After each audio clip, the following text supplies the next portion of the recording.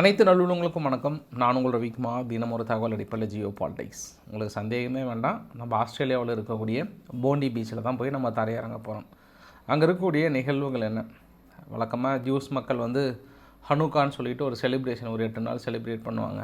அந்த போண்டி பீச்சில் கூடுவாங்க. கரெக்டாக கூடுற சமயத்தில் ஒரு ப்ரீ பிளான்ட் அட்டாக்கு. ஒரு 2 நபர்கள் அவங்க பாட்டு துப்பாக்கி தூக்கிட்டு ஒரு 50 ரவுண்டு ஒட்டுமொத்தமாக அந்த க்ரௌடை நோக்கி சுட ஆரம்பிச்சிட்டாங்க. இது நம்ம இந்திய நேரப்படி கரெக்டாக ஒரு 12 மணி பக்கம் இருக்கும். நான் 1 மணி 1:30 மணிக்கெலாம் உங்கள்கிட்ட வந்துடலாம் தான் நினச்சேன் நான். பட் இன்னும் கொஞ்சம் அது ஃபுல் டீட்டெயிலாக தெரிஞ்சுக்கிட்டால் தான் நம்ம யார் தாக்கல் நடத்தினாங்க, எப்படி இது பின்புலமாக என்ன நடந்தது, ஆஸ்திரேலியா என்ன பண்ணாங்க, அடுத்த நடவடிக்கைகள் என்ன, அடுத்து வெடிகுண்டு வேறு தாக்கல் வேறு நிகழ்ந்ததுன்னு சொன்னாங்க. அதையும் போய் ரொம்ப அவசரமாக போய் தடுத்துன்றமா சொன்னாங்க. நம்ம ஒட்டுமொத்த நிகழ்வும் அங்கே இருக்கக்கூடிய சம்பவங்களும் அலசி ஆராய்ஞ்சிட்டு மற்ற நிகழ்வுகளை பார்க்கலாம். வாங்க நம்ம வீடியோக்குள்ளே போகலாம். ஸோ வீடியோக்குள்ள போகிறது முன்பு நீங்கள் நம்ம சேனலை சப்ஸ்கிரைப் பண்ணிவிட்டு வாங்க. மறக்காம பெல் பட்டனை கிளிக் பண்ணி ஆல் ஆப்ஷன்ஸ் கொடுங்க. வீடியோக்குள்ள போகலாம்.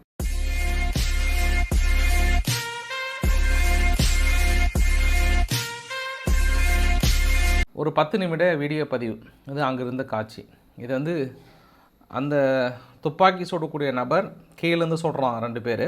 இது மேலிருந்து எடுக்கப்பட்ட பதிவு. அது இல்லாமல் இன்னும் அங்கேருந்து நிறைய வீடியோ பதிவுகள் வந்த வண்ணம் தான் இருக்குது. அதை சைடில் பாருங்கள். உங்களுக்கு வந்து ஒரு பக்கம் கீழே போட்டிருக்கேன். அவன் பாருங்கள், அவன் பாட்டு போகிறான், கண்ணு தூக்குறான், ஷூட் பண்ணிட்டே இருக்கான். திருப்பி லோட் பண்ணி ஷூட் பண்ணிட்டே இருக்கிறான். அங்கே ஆல்மோஸ்ட் ஒரு 2000 மக்கள் பக்கம், அதாவது போண்டி பீச்னு சொல்லுவாங்க. ஒரு பெரிய பீச் அது ஆஸ்திரேலியாவில். அது எப்பவுமே இது டிசம்பர் மாதம் உடைய எண்டில் பார்த்தோன்னா ஹனுக்கான்னு சொல்லிட்டு ஒரு செலிப்ரேட் பண்ணுவாங்க யூத மக்கள், அதாவது ஜூஸ் மக்கள். கரெக்டாக அந்த செலிப்ரேஷன் இந்த இடத்துல கூடுவாங்கன்னு நல்லா பிளான் பண்ணி, இது ஒரு ப்ரீ பிளான்டு தான். சும்மா அவங்க யாரோ ஒருத்தன் கண்ணு தூக்கி போய் சொல்லிட்டான் அப்படிலாம் நம்ம சொல்ல முடியாது. ரொம்ப தெளிவாக எக்ஸிக்யூட் பண்ணி, அதுவும் அவங்ககிட்ட கன்று எப்படி வந்ததுன்னு தெரியல, உள்ள நுழைஞ்சால் அவன் பாட்டுக்கு மேலே இருந்து மொத்தமாக கண்மூடித்தனமாக சுட ஆரம்பிச்சிட்டான். இதை நம்ம எப்படி பார்க்கலாம் அப்படின்னா, இதற்கு முன்பு அக்டோபர் 7 ஹமாஸ் வந்து இஸ்ரேலுக்குள்ளே நுழைஞ்சி மிகப்பெரிய ஒரு மியூசிக் ஃபெஸ்டிவல் ஒன்று நடந்தது. அந்த ஃபெஸ்டிவலுக்குள்ளே நுழைஞ்சி சும்மா கண்மூடித்தனமாக சுட்டானுங்கள்ல, அதே மாதிரி ஒரு இன்சிடென்ட். பெரிய வித்தியாசம்லாம் இல்லை. அக்டோபர் 7 அங்கே இஸ்ரேலுக்குள்ளே நடந்தது, அதுவும் ஜூஸ் மக்கள் மீது. அதே போல் தான் இங்கேயும் ஆஸ்திரேலியாவில் இந்த ஜூஸ் மக்கள் மீது இன்று சிட்னியில் 14/12/2025 இந்த ஒரு தாக்குதல் நிகழ்ந்தது. இது 2த்துக்கான வித்தியாசமாக இல்லை, அது சேமாக தான் இருந்தது. ஏன்னா அந்த பீச்சில் நடந்தது, அங்கே மியூசிக் ஃபெஸ்டிவலில் நடந்தது. இல்லை ரொம்ப ஒரு முக்கியமான தலைவர் இழந்ததாக சொல்கிறாங்க. அதாவது ஆஸ்திரேலியாவில் இருக்கக்கூடிய ராபி எல் ஸ்கால்ஜர்னு சொல்கிறாங்க.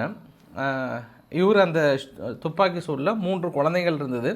அது இல்லாமல் ஒட்டுமொத்தமாக என்ன சொல்கிறாங்கன்னா, ஒரு காலையில் சொன்னாங்க ஒரு 10 பேர் பக்கம் இருந்தாங்க. இல்லை காலையில் சாயந்தரம் 10 பேர் பக்கம் இறந்ததாக சொன்னாங்க. அப்புறம் 20 பேர் பக்கம் படுகாயம் அடைஞ்சதுக்கு தான் சொன்னாங்க. காலில் ஷூட் பண்ணவங்களாம் கொஞ்சம் பிழைத்திருப்பதாக சொன்னாங்க. பட் இப்போ திரும்பி என்ன சொன்னாங்கன்னா, இல்லை 11 இல்லை 12ன்ற மாதிரி வந்து சொன்னாங்க. இந்த துப்பாக்கி சூட்லேயும் வந்து ஒரு பிரேவ் இன்சிடெண்ட்டு, ஒரு தைரியமான ஒரு சம்பவம் நடந்தது. ஏன்னா இது வருகின்றவருக்கும் ஒரு தைரியம் பாடத்தையும் வந்து கற்றுக் கொடுக்கக்கூடிய ஒரு சம்பவம். ஒருத்தன் துப்பாக்கியை வந்து மேலே இருக்கிறவன் ஷூட் பண்ணும்போது கீழே வந்து அவன் இறங்கி ஒருத்தர் ஷூட் பண்ணுறான், ஒரு தீவிரவாதி. அவன் ஷூட் பண்ணும்போது காருக்கு பின்னாடி இருந்து போயிட்டு, மேபி இந்த வீடியோ பற்றி இடையில் வரும், அப்படி இல்லைன்னு உங்களுக்கு போடுறேன்னு பாருங்கள். அவன் கரெக்டாக இவர் என்ன பண்ணுவார், போய் கழுத்தை பிடிச்சி அந்த இருக்கக்கூடிய கன்று பிடிங்கிட்டார். ஆனால் இவர் என்ன பண்ணிட்டார், அவனை திரும்பி ஷூட் பண்ணியிருக்கணும். முதல்ல என்ன பண்ணிட்டான், மேலே இருந்து என்ன பண்ணால் இவருடைய காலில் சுட்டுட்டான். அப்பயும் அவருடைய பேர் வந்து அகமது ஹெல் அகமது அப்படின்னு சொல்கிறாங்க. அகமது ஹெல் அகமது வந்து ஒரு ஓடிப்போய் தடுத்தார். இவரும் வந்து ஒரு இஸ்லாமியர்ன்றாங்க. ஆனால் இந்த துப்பாக்கி சூடு நடத்தியது 2 பேருமே வந்து இஸ்லாமியர் தான். அதில் ஒருத்தன் வந்து பாகிஸ்தானை சேர்ந்தவன். சரி, நம்ம அதை பற்றி முழுமையான டீட்டெயில் பார்க்க போகிறதுக்கு முன்பு, அங்கே ஆஸ்திரேலியானுடைய ப்ரீமியர் மினிஸ்டர் என்ன சொல்கிறாருன்னா, ஒட்டுமொத்தமாக இதுவரை 12 பேர் இறந்து போனாங்க. 2 தீவிரவாதியில் ஒருத்தன் ஸ்பாட்டில் இறந்து போயிட்டான், இன்னொருத்தன் கஸ்டடியில் எடுத்திருக்கோம். அவனுமே கொஞ்சம் கிரிட்டிக்கல் கண்டிஷன் தான் இருக்கான். இது முழுக்க ஜூஸ் கம்யூனிட்டியை குறி வைத்து நடத்தப்பட்ட தாக்குதல். ஆனால் இந்த தாக்குதல் முடிஞ்சுமே பரபரப்பு குறைஞ்சதான்னா குறையல. ஆஸ்திரேலியாவுடைய போலீஸுடைய ஹெட் வந்து என்ன சொன்னார்னா, ஒரு கார் முழுவதும் ஒரு எக்ஸ்ப்ளோசிவ் மெட்டீரியல் ஒன்று இருந்தது, அது எந்த நேரத்துலையும் வெடிக்கிற மாதிரி இருந்தது. அதை நாங்கள் போயிட்டு எங்களுடைய, அதாவது பாம் வந்து டிஃப்யூஸ் பண்ணுவாங்கள்ல, அந்த டீம் போய் நாங்கள் டிஃப்யூஸ் பண்ணோம். அப்போ இது முழுக்க ஒரு டெரர் அட்டாக்ன்றாங்க. அப்போ டெரர் அட்டாக் அப்படின்னா ஒரு கார் முழுவதும் குண்டு மேபி ஃபுல்லாக வைத்திருக்காங்க, அது எந்த நேரத்துலையும் வெடிச்சிருக்கலாம், அதாவது ஒரு பெரிய எக்ஸ்ப்ளோசிவ் மெட்டீரியல். அது இல்லாமல் 2 துப்பாக்கி சூடு. இது ஆஸ்திரேலியானுடைய காவல்துறை சொன்னது. அவங்க முழுமையாக இந்த சம்பவத்தை வந்து இதுக்கப்புறம் பெருசாக இல்லாமல் ஸ்பாட்டில் போயிட்டு தடுத்துருக்கோம், முடிஞ்ச அளவுக்கு தடுத்துட்டோம் அப்படின்னு சொல்கிறாங்க. சரி, ஒருத்தன் வந்து இறந்து போனான் இல்லையா, அவனில் யார் அப்படின்னா அவனுடைய புகைப்படத்தை வச்சு உடனே எக்ஸ்போஸ் பண்ணியிருக்காங்க. அவன் யார் அப்படின்னா நவீன் அக்ரம் அப்படின்னு சொல்லிட்டு. இந்த போண்டி தீவிரவாத தாக்குதலில் நவீன் அக்ரம் வந்து பாகிஸ்தானை சேர்ந்தவன். பாகிஸ்தானுடைய ஆர்மி பப்ளிக் ஸ்கூலில் வந்து டாப் ஸ்டூடெண்ட்டாக இருந்திருக்கான். அது இல்லாமல் ரொம்ப அபார ஞாபக சக்தி இருக்குது அவனுக்கு. இவன் வந்து இந்த குரான் புக்கை வந்து ஃபுல்லாக ரீட் பண்ணி ரொம்ப ஒரு இதெல்லாம் வாங்கியிருக்கான், அவார்ட்லாம் வாங்கியிருக்கான்ற மாதிரி வந்து சொன்னாங்க. அப்போ நம்ம என்ன இங்கே ஃபுல்லாக எக்ஸ்போஸ் ஆகுது அப்படின்னா, உடனே ஒரு வீடியோ பதிவெல்லாம் சர்க்குலேட் ஆச்சு.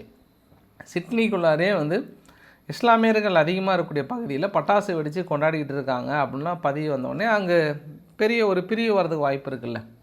ஏன்னா நடத்தின தாக்குதல் அங்கே 2 பேர் வந்து இஸ்லாமிய பயங்கரவாதிகள். அப்போ அங்கே இருக்கக்கூடிய பதிவுகள் இந்த மாதிரி வருது. நான் கூட அடிஷ்னலாக சொல்கிறேன், அங்கே போய் ஓடி போய் பிடிச்சாரில் ஒருத்தர் உயிரை பணைய வைத்து, அவருமே ஒரு இஸ்லாமியர் அந்த இடத்துல.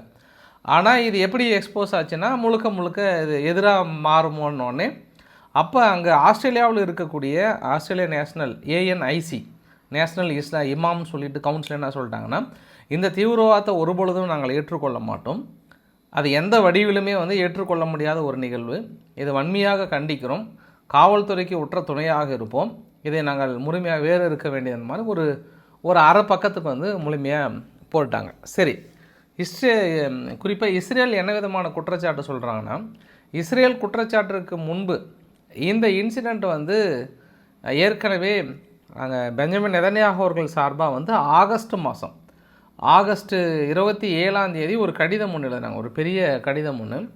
அதில் என்னெல்லாம் வாய்ப்புகள் இருக்குது, தீவிரவாத தாக்குதல் இஸ்ரேல் மக்களுக்கு எதிராக கூடுகின்ற இடத்துல தீவிரவாத தாக்குதல் நடத்துவதற்கான பழைய திட்டங்களை தீட்டியிருக்காங்க. அதனால் அவங்க இஸ்ரேல் மக்களுக்குமே ஒரு வார்னிங் கொடுத்தாங்க, முடிந்த அளவுக்கு ஒன்றா கூடாதீங்க, கொஞ்சம் சேஃபாக இருங்க, அந்தந்த அரசாங்கங்கள் உறுதி பண்ணணும் அப்படின்ற மாதிரிலாம் வந்து சொல்லியிருந்தாங்க. அதை இன்றைக்கி நெதன்யாகு அவர்கள் வந்து இது ஆஸ்திரேலியா வந்து கோட்டை விட்டுருச்சு, நாங்கள் ஏற்கனவே வார்னிங் கொடுத்தோம் அப்படின்ற மாதிரிலாம் சொல்கிறாங்க. அவங்க கோட்டை விட்டாங்க இல்லைன்றதை விட இந்த இமாம், அதாவது இவங்க இஸ்லாமிக் வந்து நாங்கள் பெருசாக இது ஏற்றுக்கலை அப்படின்னு சொல்லப்பட்டிருந்தா கூட 2 நிகழ்வுகள் வந்து ரொம்ப எதிராகவே இருந்தது. அந்த நிகழ்வுகள் வந்து ஆஸ்திரேலியாவுக்குள்ளே பார்க்க முடியுது. 6 மாதத்துக்கு முன்பு பாலஸ்தீனத்துக்கு ஆதரவான ஒரு போராட்டத்தில் இஸ்ரேலுக்கு எதிரான வன்மையான வார்த்தைகள், குறிப்பாக ஆஸ்திரேலியாவில் இருக்கக்கூடிய இஸ்ரேல் மக்களுக்கு எதிராக, ஜூஸ் மக்களுக்கு எதிராக வன்மையான வார்த்தைகள், அவங்க இருக்க முடியாத அளவுக்கான வார்த்தைகள் அங்கே பிரயோகிக்கப்பட்டது. 1. 2வது, இது வந்து 2023 அக்டோபர் 8, 2023 ஆஸ்திரேலியாவுக்குள்ளார 3-4 வார்த்தை, கேஸ் த ஜூஸ், ஃபக் த இஸ்ரேல்ஸ், இல்லை ஃபக் த ஜூஸ் அப்படின்லாம் சொல்லிவிட்டு, அப்புறம் அல்லாஹ் அக்பர், கண்டிப்பாக அவங்கள முடிப்புன்ற மாதிரி எல்லாம் ஒரு மாதிரி கேதராக, இது எல்லாமே அங்கே வெளிப்படையாகவே அப்போ இஸ்ரேல் மக்களுக்கோ இல்லை அங்கே வந்து ஜூஸ் மக்களுக்கோ எதிராக மிகப்பெரிய ஒரு போராட்டம். யார் அப்படின்னா பாலஸ்தீனத்துக்கு ஆதரவான ஒரு போராட்டக்காரர்கள் அங்கே இஸ்ரேலுக்கு எதிரான அந்த வார்த்தைகளை வந்து ரொம்ப கடுமையான வார்த்தைகளை கிட்டத்தட்ட போட்டுருன்ற மாதிரி தான் அந்த போராட்ட களமே அப்படி தான் அமைஞ்சது. அப்பயே இஸ்ரேல் என்ன சொன்னாங்கன்னா, இந்த மாதிரியான சம்பவங்கள் போராட்ட காலங்கள்லாம் வந்து ரொம்ப எதிராக நடந்திருக்குன்னாங்க. ஒரு சில இடங்களில் இப்போ 6 மாதத்துக்கு முன்னாடி கூட இஸ்ரேல் மக்கள் மீது எதிரான ஒரு சில தாக்குதல்கள், அங்கே இருக்கக்கூடிய பாலஸ்தீன ஆதரவாளர்கள் வந்து தனிப்பட்ட முறையில் தாக்குதல்களும் நிகழ்த்தப்பட்டிருக்கிறது. அது வந்து இஸ்ரேல் வந்து சொன்ன உடனே அதுக்கப்புறம் ஆஸ்திரேலியா போயிட்டு அங்கே தடுத்துருக்காங்க.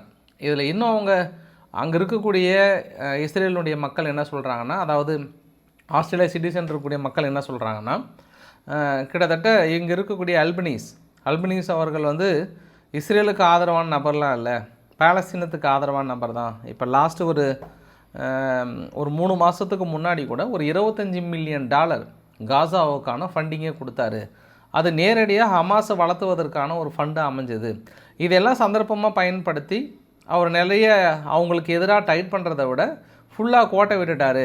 எங்களுக்கு எதிராக வசைப்பாடுகிற, எங்களுக்கு எதிராக போராட்டம் பண்ணுகிற போராட்டங்கள் எல்லாத்தையும் வந்து வெளிப்படையாக அனுமதித்து இன்றைக்கி இந்த அளவுக்கு கொண்டு வந்து நிறுத்தியிருக்கிறார் அப்படின்ற வெளிப்படையான ஒரு குற்றச்சாட்டை வைக்கிறாங்க அல்பனீஸ் அவர்கள் மீது.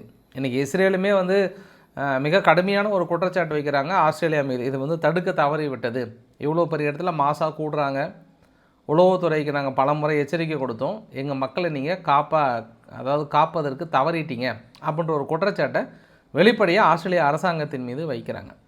அது இல்லாமல் இன்னும் அங்கே இருக்கக்கூடிய மக்கள் என்ன சொல்கிறாங்கன்னா, கன்மேன் வந்து துப்பாக்கி சூடு நடத்தி 20 நிமிஷத்துக்கு அப்புறம் தான் காவல்துறை வருது. 20 நிமிஷம் வரைக்கும் லோட் பண்ணுறான் சுடுறான், ரொம்ப பொறுமையாக சுட்டுட்ருக்கான். உடனே காவல்துறை வந்து அதுக்கான ஆக்ஷன் 20 நிமிஷத்துக்கு அப்புறம் பொறுமையாக வந்து ஆக்ஷன் எடுக்கிறதுக்குள்ளே இவ்வளோ சம்பவம் நடந்து போச்சுன்றாங்க. எப்போவுமே இது இங்கன்னு இல்லை, எல்லா நாட்டிலையுமே வந்து காவல்துறைக்கிட்ட அந்த அளவுக்கான கன் ஃபெசிலிட்டிஸ் வந்து இருக்குமா அப்படின்னா அது பெரிய கேள்விக்குறி தான். அது இது நிறைய தடவை நான் இங்கே இந்தியாவெலாம் நான் நினச்சி பார்ப்பேங்க. இந்தியாவெலாம் வந்து நம்மக்கிட்ட இருக்கக்கூடிய காவல்துறை எல்லாம் இருக்கு. இங்கே தமிழ்நாட்டில் கூட காவல்துறையெல்லாம் ரோடு எடுத்து டவுன் பண்ணி இன்னுமே அந்த பழைய காலத்து துப்பாக்கி தான் இருக்குது, அந்த கத்தியை வச்சுக்கிட்டு அந்த மாதிரி துப்பாக்கி தான் இருக்குது. திடீர்னு ஒருத்தன் வந்து AK-47 ஒரு பர்டிகுலர் பிளேஸில் வந்துட்டானா அவனை நியூட்ரலைஸ் பண்ணுறதுக்கு அந்த மாதிரியான பவர்ஃபுல் கன்னெல்லாம் இன்னும் இறங்கலை. இங்கே லோக்கல் லெவலில் இருக்கக்கூடிய காவல்துறைக்கோ இல்லை அந்த மாதிரி இதோ இல்லை, எல்லை பகுதியில் வேணால் நம்ம கொடுத்துருக்கோம். அதுவுமே நான் நினச்சி பார்த்தேன். ஏன்னா இந்த போண்டி பீச் வந்து ரொம்ப இன்டீரியர் பகுதியில் உள்ள ஒரு பெரிய பீச்சில் நடக்குது. அப்படின்னும்போது காவல்துறை அங்கே சுதாரிக்கணும், இல்லை சுதாரித்து ஓடி வந்து அது ஃபுல்லாக ரவுண்டப் பண்ணுறதுக்கு 20 நிமிஷம் பக்கம் ஆகிடுச்சு. அந்த 20 நிமிஷத்தில் வந்து இப்படி ஒரு இன்சிடென்ட் நடந்திருக்கிறது. சரி, அமெரிக்கா என்ன சொல்கிறாங்கன்னா, இது முழுக்க தீவிரவாத தாக்குதல், இந்த ஐடியாலஜியை முழுமையாக அழிக்கப்பட வேண்டியது, தனது கடும் கண்டனத்தை தெரிவித்துக் கொள்கிறேன்ட்டாங்க. அவங்க அமெரிக்கா மட்டும் இல்லை, இந்தியா சார்பாக எல்லா நாடுகள் சார்பாக வந்து தனது வன்மையான கண்டனங்களை தெரிவித்திருக்காங்க. ஏன்னா தீவிரவாதம் ஒருபொழுதும் ஏற்றுக்கொள்ள முடியாத ஒரு நிகழ்வு.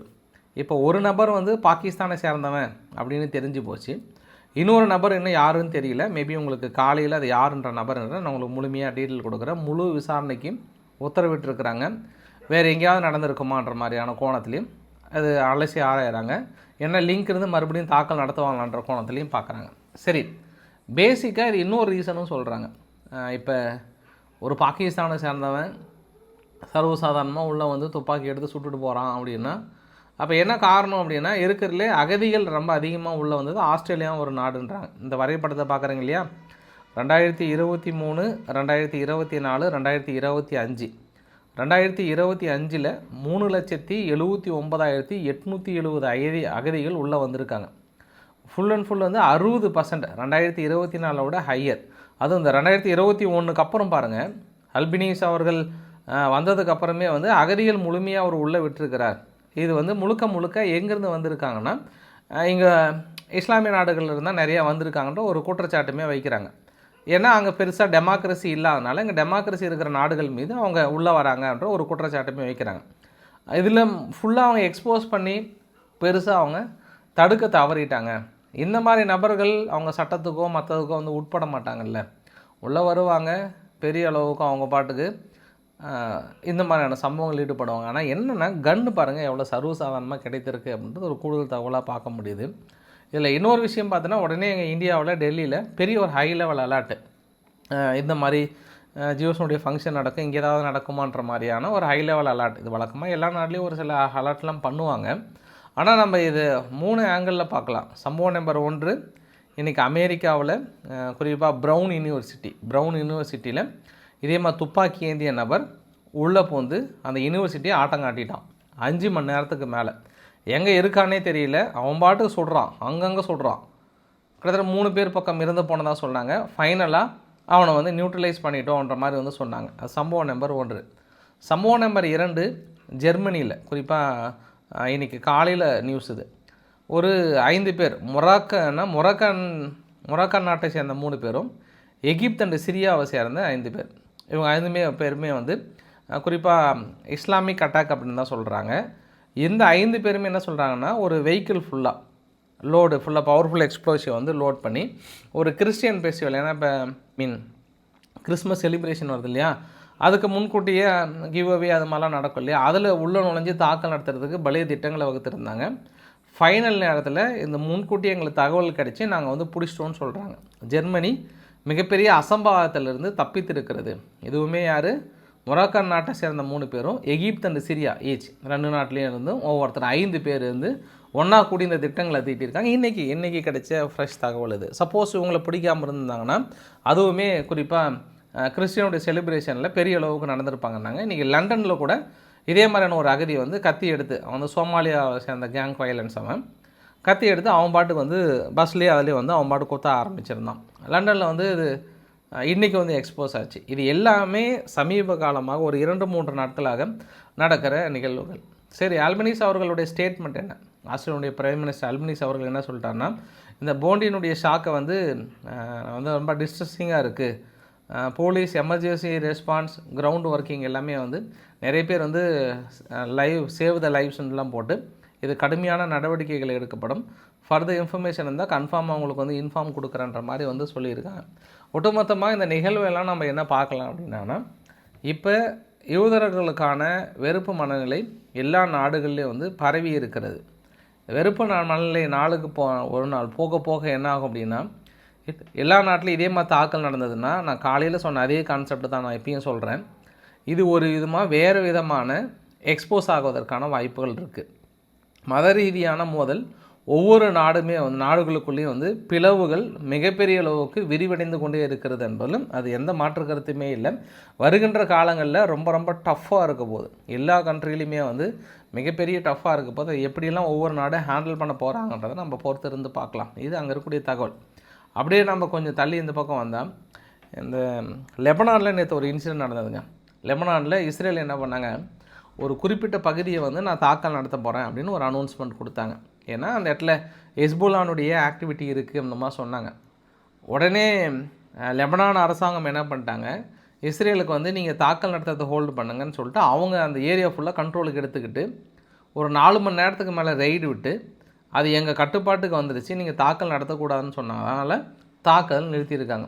முதல் முறையாக இஸ்ரேல் ஒரு பகுதியை அனௌன்ஸ் பண்ணி தாக்கல் நடத்துகிறேன்னு சொல்லிவிட்டு தாக்குதல் நடத்தாமல் லெபனான் அரசாங்கம் தனது கட்டுப்பாட்டுக்குள்ளே கொண்டு வந்து ஃபுல்லாக நாங்கள் அந்த ஏரியா எங்கள் கட்டுக்குள்ளே வந்துட்டோம், அப்படி இன்னும் இல்லை, நாங்கள் ரைட் பண்ணிகிட்டு இருக்கோன்ற ஒரு வார்த்தை சொன்னதுனால நிறுத்தியிருக்காங்க. கூடுதல் தகவல். அப்புறம் இந்த ஒரு வீடியோ பதிவு பாருங்கள். இது 2005 எடுத்தது.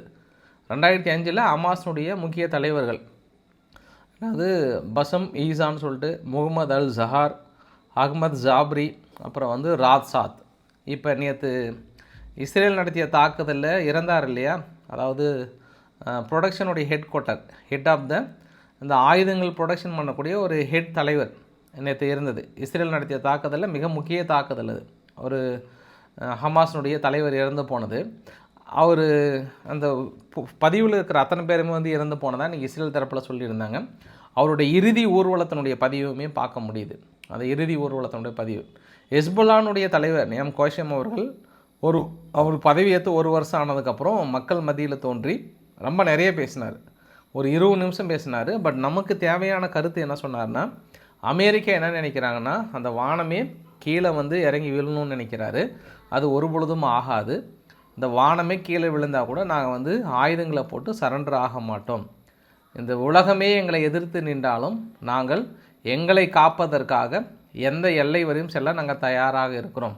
ஏன்னா நாங்கள் வந்து இமாம் ஹுசைனோட குழந்தைகள். அதனால் எங்களை யாரும் வீழ்த்தவும் முடியாது, ஜெயிக்கவும் முடியாது. பி கேர்ஃபுல்ன்ற ஒரு வார்த்தையை வந்து பயன்படுத்தியிருக்கிறார். அப்போ ஹெஸ்புல்லா ஆயுதங்களை போட தயாராக இல்லை. இஸ்ரேல் ஏற்கனவே அறகுறையாக கிட்டத்தட்ட உத்தரவு கொடுத்துட்டாங்க. அப்போ லெபனானில் நான் தொடர்ந்து ரொம்ப நாளாக சொல்லிகிட்டு இருக்கிற விஷயம், அங்கே கண்டிப்பாக நார்த்து பகுதியில் இஸ்ரேலுடைய படைகள் உள்ள நுழைவதற்கு நிறைய வாய்ப்புகள் இருக்குன்ற மாதிரி தகவல்கள் அங்கே வந்து கொண்டு இருக்கிறது. அடுத்து நம்ம பார்த்தோம் அப்படின்னா, அங்கே இஸ்ரேல்ன்ற மாதிரி ரஷ்யானுடைய விவகாரம். இன்றைக்கி மறுபடியும் ஜாப்ரோசிஷியா பகுதியில் ஏடிபி சூப்பர் மார்க்கெட்னு சொல்லிட்டு ஒரு பெரிய தாக்குதல். கடந்த 1 வார காலமாக ரஷ்யா நடத்திய தாக்குதலில் எங்கேயுமே பவர் இல்லை, எதுவுமே இல்லைன்ற ஒரு குறையை ஜெலன்ஸ்கி அவர்கள் தனது எக்ஸலத்தில் பதிவாகவும் போட்டிருக்கார். இன்றைக்கி ஜெர்மனியில் போயிட்டு பேச்சுவார்த்தை நடத்துவதற்காக விக்ஸாப் அவர்கள் மூலிமா பேச்சுவார்த்தை நடத்துறதுக்கு போய் இறங்கியிருக்கிறார். பட் விக்ஸாப் அவர்கள் கொஞ்சம் டென்ஷனாக தான் இருக்கார். ஏற்கனவே ஐரோப்பானுடைய தனிப்பட்ட மீட்டிங்கை கேன்சல் பண்ணிட்டாரு. ஏன்னா அவர் ஜெர்மனிக்குள்ளே இருக்கும்போதே அங்கே ஜெர்மனி தலைவர் ஃப்ரைட் ரைஸ் அவர்கள் என்ன சொல்லிட்டாருன்னா, இனி நம்ம அமெரிக்காவை சார்ந்திருக்கணும்னு அவசியம் கிடையாது, அமெரிக்காவை சார்ந்து இன்னும் நம்ம எத்தனை நாள் தான் இருக்கிறது, கழட்டி விடுங்க, கிளம்பிட்டோம், இனி ஐரோப்பா தனிப்பட்ட முறையில் தனியாக இருக்க வேண்டியதான அமெரிக்காவுக்கு எதிரான வார்த்தைகளை ரொம்ப கடுமையாக சொன்னதுனால இது விக்ஸாப் அவர்களுக்கு வந்து, அதாவது அமெரிக்கானுடைய அந்த இடையில் வந்து பேசுகிறாங்க இல்லையா நாட்டாம கோஷ்டிங்க, அவங்களுக்கு கொஞ்சம் மனசு பிடிக்கல. அதனால் இந்த ஐரோப்பா டீமே ஒட்டுமொத்தமாக பேசலை. ஜெலன்ஸ்கி தனது கருத்து என்ன சொன்னார்னா, நாங்கள் எங்களுடைய பீஸ் பிளானை எடுத்துகிட்டு போய் சப்மிட் பண்ண விரும்புகிறோம், பட்டு அமெரிக்கா இன்ன வரைக்கும் ஏற்றுக்கல. ஏன்னா நேட்டோ நாடுகளில் இணைவது என்பது அமெரிக்கா எடுக்கிற முடிவு கிடையாது. எல்லா நாடுகளும் ஒத்துக்கணும், ஒரு சில நாடுகள் ஒத்துக்க மாட்டாங்க.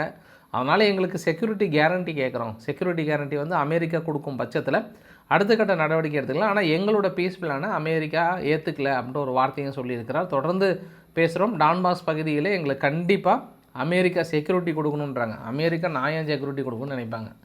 அதாவது எங்களுக்கு ஏதாவது சின்ன சின்ன வருமானம் தான் பரவாயில்ல, நாங்கள் ஏன் அவங்க உங்களை அடித்தா என்ன அடிக்கலண்ணா அப்படின்னு நினைப்பாங்க. ஏன்னா எழுதி வாங்க வேண்டியது வாங்கிட்டாங்க. என்னென்ன இந்த ரேர் எர்த் மினரல்ஸ்லாம் வாங்கணுமோ எல்லாமே வாங்கிட்டாங்க. இப்போ அமெரிக்க நிறுவனங்கள் உள்ளே வரப்போகுது. இதுக்கப்புறம் உக்ரைனால் ஆக வேண்டியது ஒன்றும் கிடையாது. அவங்க சாதிக்க வேண்டியது ஐரோப்பா பிரிச்சிட்டாங்க, டம்மி ஆக்கிட்டாங்க, இவங்க கண்ட்ரோலுக்குள்ளே கொண்டு வந்துட்டாங்க. ரஷ்யாவும் கொஞ்சம் டவுன் ஆகிடுச்சு. அதனால் இதுக்கப்புறம் அடுத்த கட்ட நடவடிக்கை எடுத்து என்ன பார்க்க வேண்டியமோ அடுத்து போயிட்டு இருக்கிறாங்க அவங்க.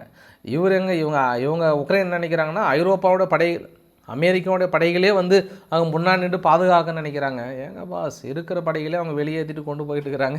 எந்த உலகத்தில் இருக்கிறான்னு தெரியல. இந்த வீடியோட நிறைவு பகுதியில் ஜார்ஜியா மெலோனி அவர்கள், இன்றைக்கி இத்தாலியினுடைய பிரைம் மினிஸ்டர் சொல்கிறேன், முகமது அப்பாஸ் அவர்கள் அங்கே இத்தாலி போயிருந்தார். ரொம்ப ஒரு வார்ம் வெல்கம் கொடுத்து அவரை சிறப்பான முறையில் கவனித்து கண்டிப்பாக பாலஸ்தீனத்துக்கான தனி நாடுக்கான கோரிக்கையில் நாங்கள் முன்னிலை பெறுவோம், கண்டிப்பாக உங்களுக்கு வாங்கி கொடுத்தே தீர்வுன்ற ஒரு உத்தரவாதத்தையும் வந்து கொடுத்துருக்கிறார். இந்தியாவோட பதிவுகளோடு பார்த்து 2 முடிச்சிடலாம்.